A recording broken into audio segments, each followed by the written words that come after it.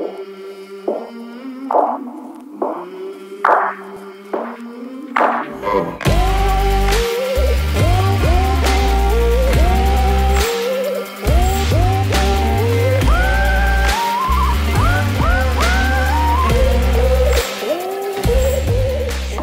is TrueNorthTV, powered by Communitech. From Waterloo Region, Ontario, Canada, to the world.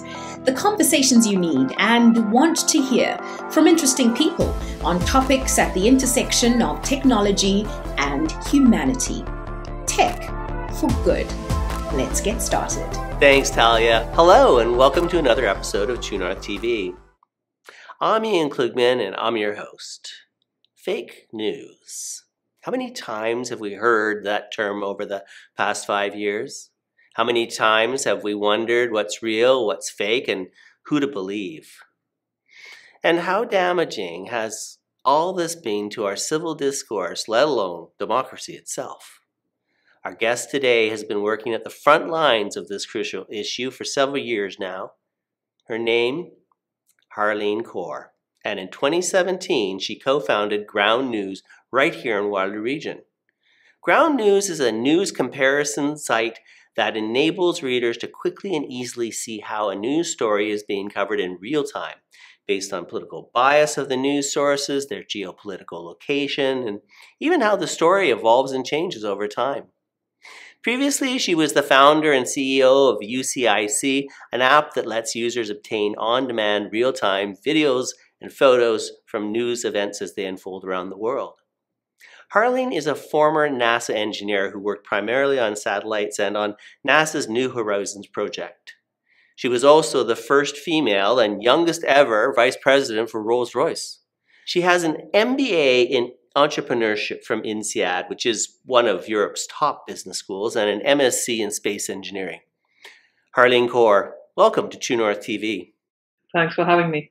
You know, of course, you joined us at the True North Festival, which was going to go this year from 2,500 people to 25,000 people. We had huge plans, but then, of course, COVID hit, and that changed everything. Tell me, how has COVID affected you and your business and your outlook on the world and, I don't know, everything? Yeah, it's challenging times for the whole world for sure. I think we are lucky that we can continue being a software solution. We can continue working from home, so we don't need a lab, or so the team continues to work. But at the same time, the COVID situation has highlighted how important it is to get news that is surfaced in a way that is not misinforming people and people are fully aware of it. And COVID has created this kind of pressure cooker for people jumping to conclusions or people reading wrong news, and that then having really effects in the real world. So it's brought a new sense of responsibility to us, being a news platform, and really made our mission more important than it ever has been before. It's so interesting. I mean, your story is so interesting. From Nassau to Kitchener. We're going to come back to that and talk about that in a minute and how the hell that happened. But I guess the one question I've got is, you founded Ground News to try and address the issue around fake news. Are we going to win, or is this it? Is it fake news forever? I think we have to win, right? It's like failure is not an option situation, taking space terminology, borrowing from that. I think it's like we have seen with any technology coming through. A lot of people give examples of when printing press came around, or when radio came around. When any new technology comes around, there is this gap where people are trying to figure out how mass communication can be misused. And I think we have just lived through some 20 years of that gap happening. Hopefully we're coming to the other side of that gap and understanding that, okay, exposing people to all the dangers, how it can be misused, mass media like internet and especially social media.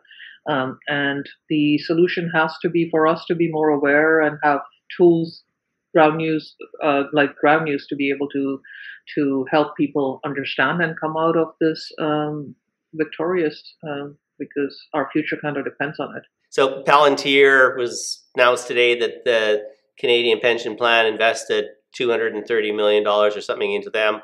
And they're one of, gosh, we don't even know how many companies that operate that do so without a societal, broad-based societal understanding of some of the things they do and some of the practices they have. How do companies like this and Facebook get away with it? Yeah, I think Palantir especially, I think it's like a normal person doesn't even know a company like Palantir exists. I think if you ask, it's just the tech community that's aware of, firstly, that the company exists and what they kind of do.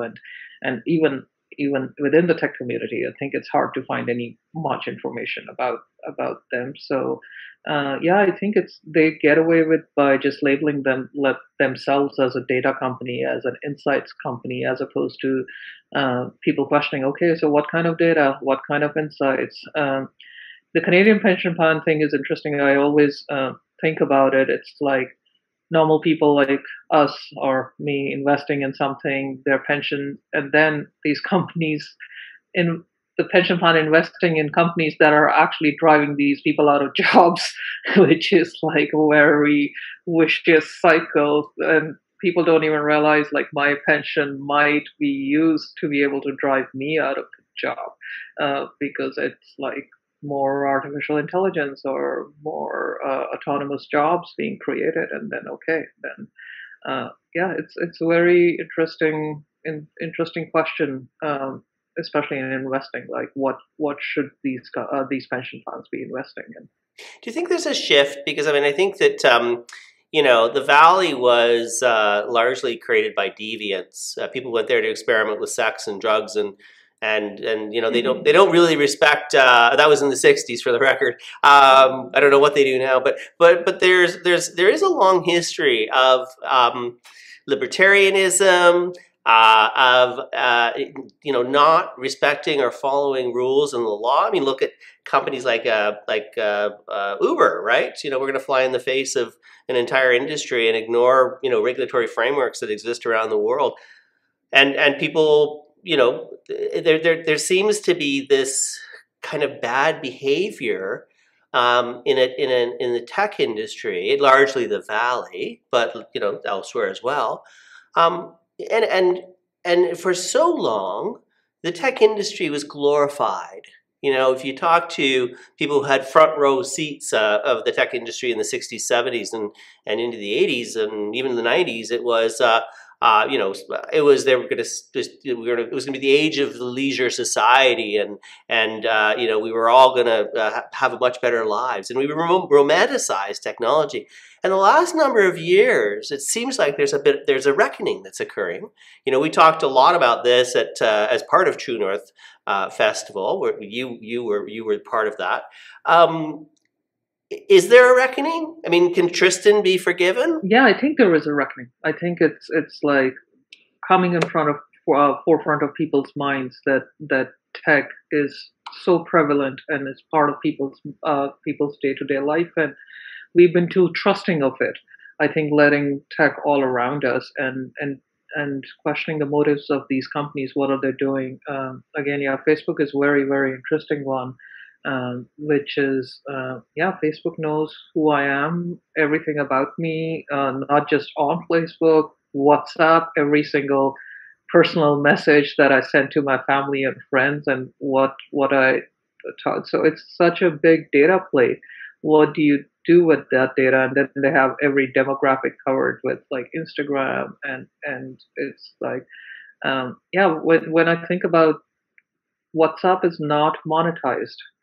As per se, but there's like 500 million of people were using it when they got acquired, and I don't even know how many people are using it now. So how is that monetized? The question is, it has to be data and we've seen some of the scary things like Cambridge Analytica and how it's literally gone to change the results of elections, and which is, yes, that's our future. So yeah, I think the awareness has to come from the public. It has to be more on forefront. There, of course, tech for good is what should be happening, but it's not necessarily happening. Or even things like some of these biggest tech companies not paying taxes. So Apple, a trillion-dollar company, not contributing to taxation and having, I don't know, the headquarters in Bahamas or wherever they claim the headquarters is, or when I run Facebook ads, my billing is in Ireland. And why are they not paying taxes? And if we go to the valley and there are people homeless literally on the street, and it just, yeah, it's a scary situation.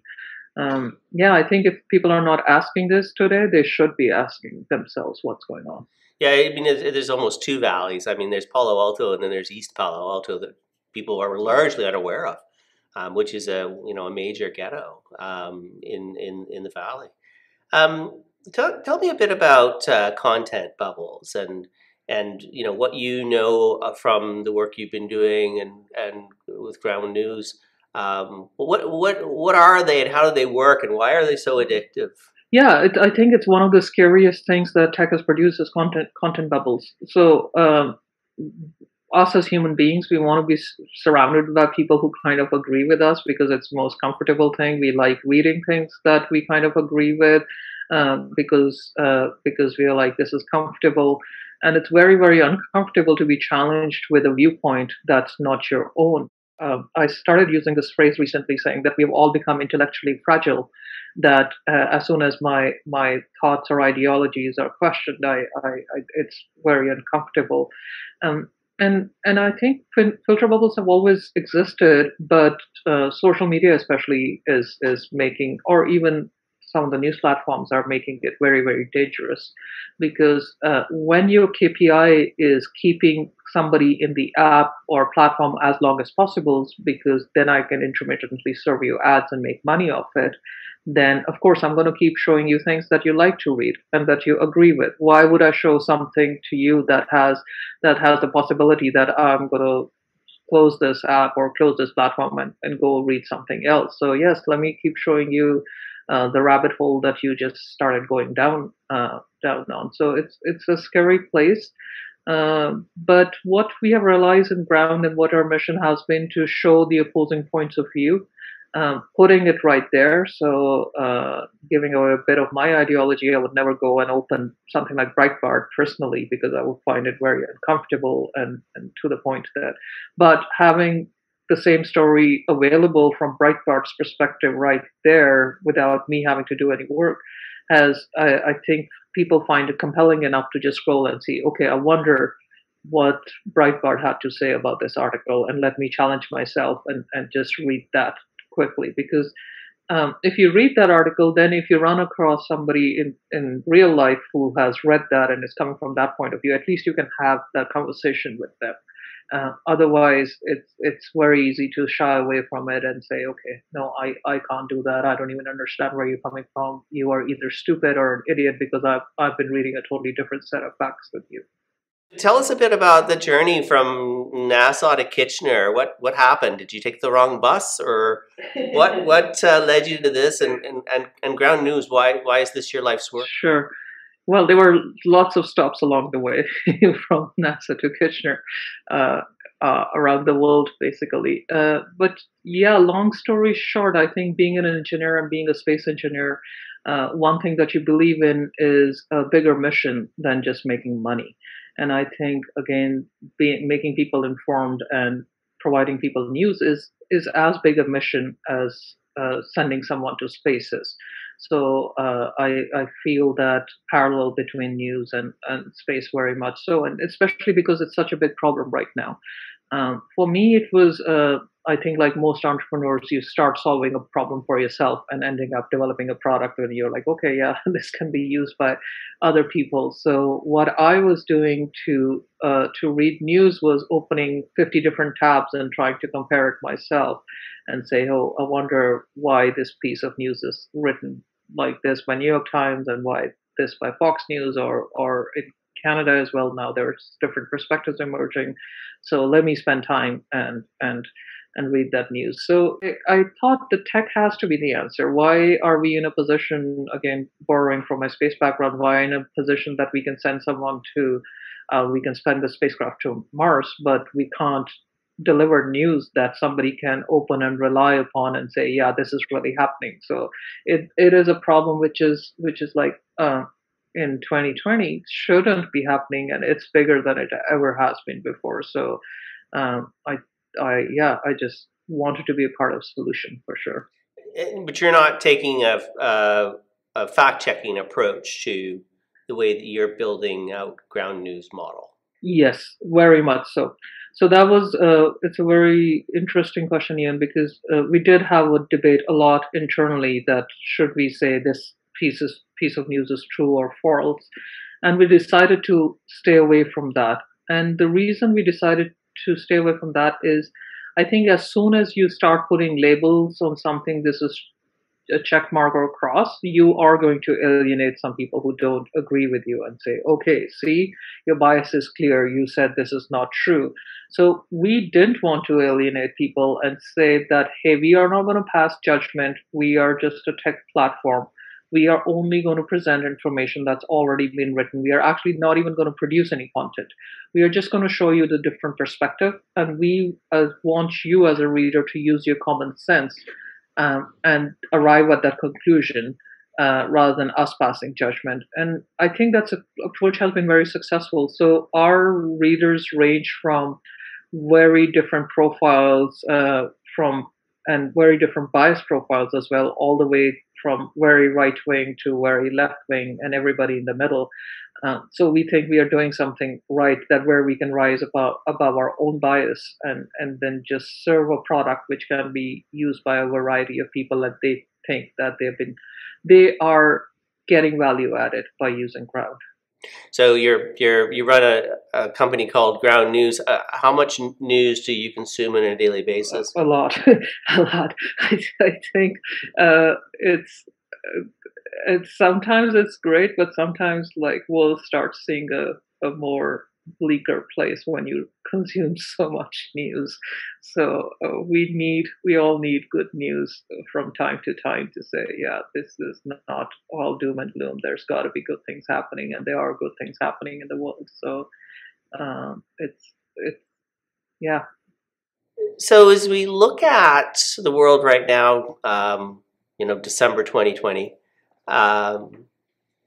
has there ever been more fake news? I guess is the first question.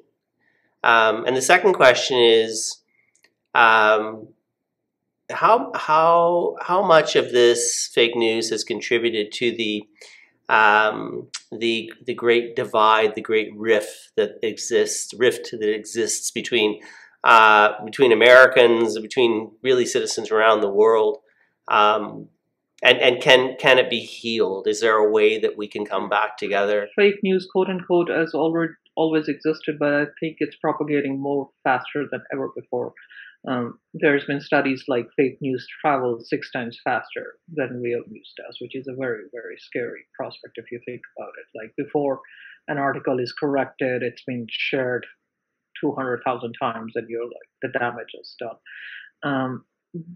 Yeah, I think it's the spin on news that has been caused by the divide. It's exaggeration, equivocation, the same piece of fact being bent so that it fits a certain agenda.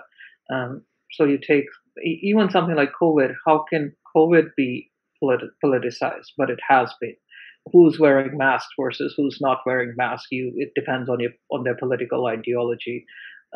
Who believes in what people are literally injecting things in themselves because their president told them to do so. So I think COVID has made fake news a lot more scary place as well. Can it be healed? I think it has to, right? It's again being the optimist. You have to think that things can heal, but again, it has to come from people doing more work, being consciously consuming what they consume. Wherever they consume news, you have to question what I'm reading, what is the source, where is this coming from, how long has it existed, what else has it written about. So these are the kinds of checks and balances we do automatically that even if you're not reading it on Ground News, we want people to do. Or even things like, is this getting an emotional response in me? Do I feel angry, or do I feel depressed? If it is, then it's probably written that way to invoke that emotional response, and it's obviously not right journalism if it's doing that to do. So I think if people start doing that and questioning themselves and make a conscious effort to make themselves more informed, then I think, yes, we can move towards and find a solution. But again, the leaders have to participate in it as well, right? If leaders are benefiting from the divide and continue to do that, it's a very, very dangerous game. So yeah, we can only hope that America especially heals sometime soon. So, confirmation bias is such a powerful bias. Do we really think that showing sort of a rating associated with that bias is going to impact or influence people's decisions or view of that news? No, I think showing just a number is not going to help anybody. The only reason we show a scale or a number of bias is to put news sources on a scale, because we need some kind of reference scale. Otherwise, we have 40,000 news sources. I don't even know how would you be able to consume them. So give you some kind of reference point, how further away from center they are. That's what we do the scale. But yeah, confirmation bias is a very dangerous thing, because even if you could bring a person to ground news and make two people read it, they might take away different things, because they're both going to say, okay, see, if I only read left, then I was right, or if I only read right, I was right, because that's what the right said or the left said or in the middle said. Yeah, I think the confirmation bias can only be challenged by reading opposing views and reading them with an open mind, which is easier said than done. And then the work doesn't stop at just the news consumption, but I think the work has to continue by surrounding yourself with people who you might not agree with, however difficult that might be. We are seeing this in the US, where families have stopped talking to each other, or friends have stopped talking to each other, and that cannot be the answer, right? So you need to be able to pick up that phone right now or do a video call, and if you can't meet in person, and say, hey, I see where you're coming from. Because I think the worst place to discuss things right now is like Facebook comment section. It brings out the worst in humanity, and you can hide, or Twitter or tweet storm, where people can just hide behind an alias and just say whatever to each other, and without having any facts in place. So yeah, challenge yourself to read opposing facts and then have a discussion about it, and that's the only way you can challenge your confirmation bias, because yes, it is dangerous, because I think it comes from the most innate human being need, that is to be right. I was right is a very strong need, that I knew what things were happening all along and others didn't. So yeah, we need to challenge ourselves. Where along the way did you learn so much about psychology? I think from news.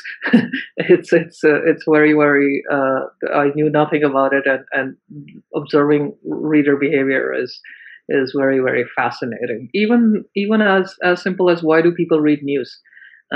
Is it just news flavored entertainment? Is it just to stand around the water cooler and say, hey, I know what's happening, or to sound smart in a meeting? Why do people read news? It's fascinating, and every person has different reasons. Listen, it's been so great to chat today. Thank you so much for making time to join us on TrueNorthTV. Thanks, Ian, for having me. Great chatting with you. You bet. And thank you to all our viewers who spent the time with us today. And we'll look forward to seeing you next Tuesday at noon. Thanks for watching this episode of TrueNorthTV. To catch the next episode, subscribe to Communitech's channel.